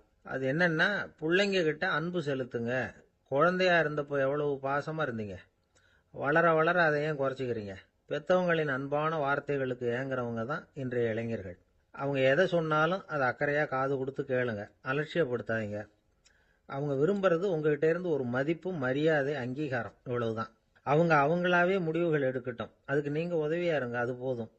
மற்றவங்க முன்னாடி, முக்கியமா அவங்க நண்பர்கள் முன்னாடி அவங்கள பத்தி மட்டமா பேசாதீங்க. அவங்க கிட்ட பொய் சொல்லக்கூடாது. நீங்க சொன்னது பொய்ன்னு தெரிஞ்சு போச்சுன்னா உங்க பேர்ல அவங்களுக்கு இருக்கிற மதிப்பு போயிடும், நம்பிக்கை போயிடும். அவங்களுக்கு முன்னாடி நீங்க சண்டை போடக்கூடாது. உங்க பிள்ளைய எப்பவும் இன்னொரு பிள்ளையோட ஒப்பிட்டு பேசுற வேலையே வேணாம். கூட பிறந்த மற்றவங்களோட கூட ஒப்பிடக்கூடாது. இப்படி செஞ்சா அவன் உங்ககிட்டயும் பிரியமா இருக்க மாட்டான், அவங்க கிட்டயும் பிரியமா இருக்க மாட்டான். புள்ள எங்க போறான், என்ன பண்றான் அப்படின்னுலாம் துப்பறிஞ்சுக்கிட்டு இருக்கக்கூடாது. இளைஞர்கள் தனிமையை விரும்புறவங்க. அவங்கள பொட்டியில வச்சு மூடி பாதுகாக்கணும்னு நினைக்கக்கூடாது. அவங்கள எப்படி பாதுகாக்கிறது அப்படிங்கறது அவங்களுக்கே தெரியும். உங்க புள்ள எப்படி நடந்துக்கணும்னு நீங்க எதிர்பார்க்கறீங்களோ அது மாதிரி நீங்க நடந்து காட்டுங்க, அது போதும். ஒரு வீட்டுல அப்பாவும் அம்மாவும் பேசிக்கிட்டு இருக்கிறாங்க. என்னங்க, நம்ம பொண்ணு பெரியவள் ஆயிட்டா, அடிக்கடி கண்ணாடி முன்னாடி போய் நின்றுகிட்டு இருக்கிறா, சீக்கிரமா ஒரு பையனை பார்த்து கல்யாணத்தை முடிக்காம இப்படி மசன்னு கல்லு மாதிரி உட்காந்துருக்கிறீங்களே அப்படின்னு சத்தம் போட்டாங்க அந்த அம்மா. அவசரப்படாத, பார்க்கறதுக்கு கண்ணுக்கு அழகா லட்சணமா புத்திசாலியா ஒரு பையன் கிடைக்க வேணாமா, அதுதான் பார்த்துக்கிட்டு இருக்கிறேன் அப்படின்னாரு அப்பா. இதுக்கு அந்த அம்மா சொல்றாங்க, எங்க அப்பா இப்படியெல்லாம் நினைச்சுக்கிட்டு இருந்திருந்தா எனக்கு கல்யாணமே ஆயிருக்காது தெரியுமா அப்படின்னாங்களாம். பிரம்மத்தை அறிந்தவன் பிரம்மமாகிறான் அப்படின்னு ஒரு பெரியவர் பேசினார் ஒரு கோவில்ல. தைத்திரிய உபனிஷத்து அப்படி சொல்லுதான். இதை கேட்கும் பொழுது நமக்கு ஒரு சந்தேகம் வரும். அது எப்படி? பிரம்மத்தை அறிந்தவன் பிரம்மம் ஆகிறான்னா, சிங்கத்தை அறிந்தவன் சிங்கம் ஆகிறானா, தோசையை அறிந்தவன் தோசை ஆகிறானா? இப்படிப்பட்ட சந்தேகம் நமக்கு வர்றதுல ஒன்றும் ஆச்சரியம் இல்லை. இது இயற்கை. இதுக்கும் அந்த பெரியவரே பதில் சொல்றார். சிங்கம் வேற, நாம வேற. அதனால சிங்கத்தை அறிந்தவன் சிங்கம் ஆக மாட்டான். ஆனா பிரம்மம் வேற, நாம வேற இல்லை. அதனால பிரம்மத்தை அறிந்தவன் பிரம்மமாகறான் அப்படிங்கிறது அவரோட விளக்கம். மனிதன் அவன்தான் தான் பிரம்மங்கிறது தெரியாதனால தான் அதை வேற எங்கேயோ தேடிட்டு இருக்கிறான். கடைசியில் அது தான் தாங்கிறது புரிஞ்சுக்கிற பொழுது அவன் பிரம்மம் ஆயிடுறான். இதை விளக்கறதுக்கு ஒரு உபநிஷத்து கதையே இருக்கு. நமக்கு தெரிஞ்ச கதை தான், ஆனால் அதை வேற விதமான அர்த்தத்தில் விளையாட்டா சொல்லிட்டு இருக்கிறோம். ஒரு சமயம் ஒரு 10 நண்பர்கள் ஒரு காட்டு வழியா போயிட்டு இருக்கிறாங்க. குறுக்க ஒரு நதி, அதை கடந்து அடுத்த பக்கம் போகணும். எல்லாரும் ஒரு வழியா கடந்து அடுத்த கரைக்கு போய் சேர்ந்துட்டாங்க. அங்க போய் சேர்ந்ததுக்கு அப்புறம் எல்லாரும் பத்திரமா வந்து சேர்ந்துட்டோமா அப்படின்னு தெரிஞ்சுக்கிறதுக்காக எண்ணி பார்க்கறான் அந்த கூட்டத்து தலைவன். அவங்க மொத்தம் 10 பேர். ஆனா இவன் எண்ணி பார்க்கறப்போ 9 தான் வருது. ஏன்னா அவன் தன்னை விட்டுட்டான்.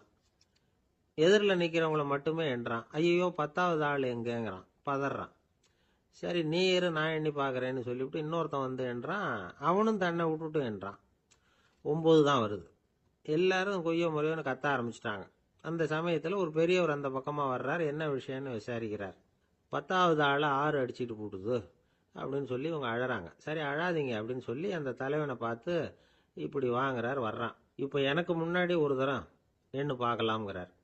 1 2 3ன்னு ஆரம்பிச்சு 9ல் வந்து முடிக்கிறான். உடனே பெரியவர் நீ தான் அந்த 10வது ஆள் அப்படிங்கிறார். இது உண்மை. நாம தான் அது. நாம தான் நம்மளை வேற எங்கேயோ தேடிட்டு இருக்கிறோம். நாம எங்கேயோ தேடிட்டு இருக்கிறோமே, அந்த பிரம்மம் நாம தான்.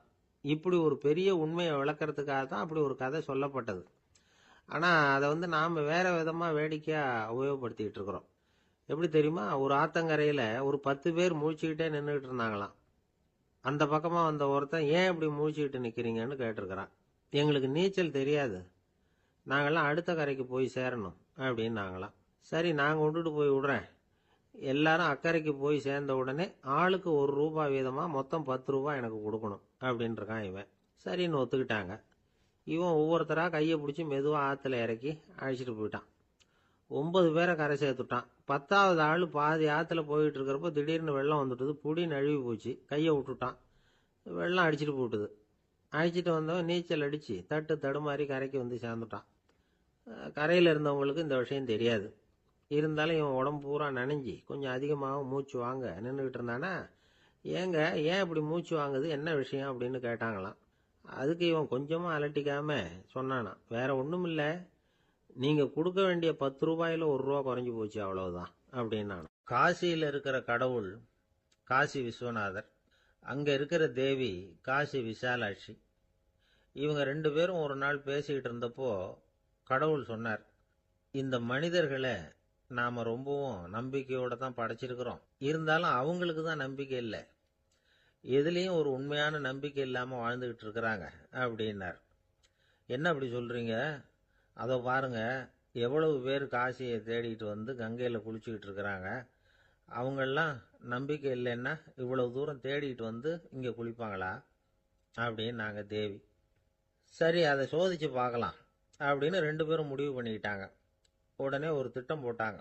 அது எப்படின்னா, நாம 2 பேருமே பக்தர்கள் மாதிரி உருவத்தை மாத்திக்கிட்டு கங்கை கரைக்கு போக வேண்டியது. நான் கங்கையில் இறங்கி குளிக்கிறேன். கொஞ்ச நேரத்தில் சுழல்ல மாட்டிக்கிட்டது மாதிரி நடிக்கிறேன். நீ உடனே கரையிலிருந்து சத்தம் போடு, என்னோட வீட்டுக்காரரை யாராவது காப்பாத்துங்களேன் காப்பாத்துங்களேன்னு சத்தம் போடு. அதோட இன்னொன்னு சொல்லு, யாராவது ஒரு புண்ணிய ஆத்மா அவர்கிட்ட போய் அவருடைய முடியை பிடிச்சி இழுக்கணும். அப்படி ஒரு சாபம் இருக்குது எங்களுக்கு. புண்ணிய ஆத்மா, அதாவது எந்த பாவமும் செய்யாத இல்லாத ஒருத்தர் தான் அவரை காப்பாற்ற முடியும். அப்படிப்பட்டவங்க யாராவது வெள்ளத்தில் குதிச்சு என்னுடைய கணவரை காப்பாத்துங்கோ அப்படின்னு நீ சத்தம் போடு, கூச்சல் போடு, என்ன நடக்குதுன்னு பார்க்கலாம் அப்படின்னார் கடவுள். சரின்னு சொல்லி 2 பேருமா சாதாரண பக்தர்கள் மாதிரி கங்கை கரைக்கு வந்து சேர்ந்தாங்க. அவர் இறங்கி குளிச்சார். திட்டம் போட்டது மாதிரியே சுழல்ல மாட்டிக்கிட்டது மாதிரி கத்துனார். கரையில இருந்த அந்த அம்மா, ஐயோ என் கணவரை காப்பாத்துங்களேன், யாராவது காப்பாத்துங்களேன்னு கத்துனாங்க. பல பேர் ஓடி வந்தாங்க. உடனே இவங்க, பாவம் இல்லாத புண்ணிய ஆத்மா ஒருத்தரால தான் என்னுடைய கணவர் காப்பாற்றப்படணுங்கிறது விதி, அப்படி ஒரு சாபம் இருக்கு, அதனால புண்ணிய ஆத்மா யாராவது அவர்கிட்ட போய் அவர் முடியை பிடிச்சி தூக்குனா அவரை காப்பாத்தி போடலாம் அப்படின்னாங்க. இவங்க இப்படி சொன்னதும் எல்லாரும் திகைச்சு போய் நின்னுட்டாங்க. ஒவ்வொருத்தருக்கும் அவங்க செஞ்ச பாவம்லாம் ஒவ்வொன்றா ஞாபகத்துக்கு வர ஆரம்பிச்சுட்டுது. சரி, இதுக்கு நாம லாயக்கு இல்லை அப்படின்னு சொல்லி ஒதுங்கி போக ஆரம்பிச்சிட்டாங்க எல்லாம். இந்த சமயத்துல யாரோ ஒருத்தர் வேகமா ஓடி வந்தார். ஆத்துல குதிச்சார். அவர்கிட்ட போனார், முடிய பிடிச்சார், தூக்குனார், அவரை காப்பாத்தி கரைக்கு கொண்டுட்டு வந்துட்டார். அப்படி காப்பாத்தின அந்த ஆளை இவங்க 2 பேரும் தனியா கூப்பிட்டுக்கிட்டு ஒரு மண்டபத்துக்கு வந்துட்டாங்க. வந்து விசாரிக்கிறாங்க. நீ யாரப்பா அப்படின்னு கேக்குறாங்க. ஏதும் தெரியாத மாதிரி. நான் இந்த ஊர் அன்ன சத்திரத்துல வேலை செய்யற ஒரு சமையல்காரன் அப்படிங்கிறார். நீ வந்து கங்கையில குளிக்கிறது உண்டான்னு கேட்டிருக்காங்க. நான் இந்த ஊர்லயே தான் இருக்கிறேன், இருந்தாலும் தினமும் கங்கையில குளிக்கிறது இல்ல, எப்பாவது ஒரு நாள் அங்க குளிப்பேன் அப்படின்னார். கங்கையில மூழ்கி எழுந்திருச்சா பாவம்லாம் தொலையும்னு சொல்றாங்க. அப்படி இருக்கிறப்போ அங்க இன்னைக்கு கங்கையில குளிச்சுக்கிட்டு இருக்கிறவங்க எல்லாம் தங்களை வந்து புண்ணிய ஆத்மாவா நினைக்கல. கங்கையில குளிக்காத நீ உன்னை வந்து புண்ணிய ஆத்மாவா நினைச்சு என்னை காப்பாத்த வந்திருக்கிற, அது எப்படி அப்படின்னு கேட்டார். அதுக்கு அந்த ஆளு சொல்றான், கங்கையில குதிச்சதுக்கு அப்புறம் தானே உங்களை காப்பாத்த போறோம், அப்படி குதிக்கும் பொழுது என்னுடைய பாவம்லாம் போயிருக்கும்ல, நான் புண்ணிய ஆத்மாவா ஆயிருப்பனே, அதனாலதான் துணிஞ்சு வந்து உங்களை காப்பாத்தினேன் அப்படின்னா. கடவுளும் தேவியும் அவனுக்கு வந்து காட்சி கொடுத்தாங்களாம். இப்படி ஒரு கதை உண்டு. அதாவது கங்கையில குளிச்சுக்கிட்டு இருக்கிறவங்களுக்கே தங்களுடைய பாவம் போகுங்கிற நம்பிக்கை பரிபூர்ணமா இல்ல, குளிக்காத ஒருத்தனுக்கு அந்த நம்பிக்கை இருந்தது. அதனால அவனால கடவுளை பார்க்க முடிஞ்சது. கடவுளை வந்து நாமளும் பார்க்க முடியுமா முடியாதா அப்படிங்கிற குழப்பம்லாம் நமக்கு வேண்டியதில்லை. நம்பிக்கையோட வாழணுங்கிற உண்மையை மட்டும் இந்த கதையிலிருந்து புரிஞ்சுக்கிட்டா போதும். ஏன்னா இந்த கதையை கேட்டுட்டு ஒரு நண்பன் குதர்க்கமா ஒரு கேள்வி கேட்டான். ஏன் சார், கங்கையில குளிச்சா பாவம் போயிடும்னு சொல்றீங்களே, நான் எனக்கு வேண்டாத ஒருத்தனை அழைச்சிட்டு போய் கங்கையிலேயே தள்ளி விட்டுட்டு அதுக்கப்புறம் அங்கேயே முழுக்க போட்டுட்டு நான் செஞ்ச பாவத்தை வந்து அதுலேயே கழுவி விட்டுட்டு மறுபடியும் உங்ககிட்ட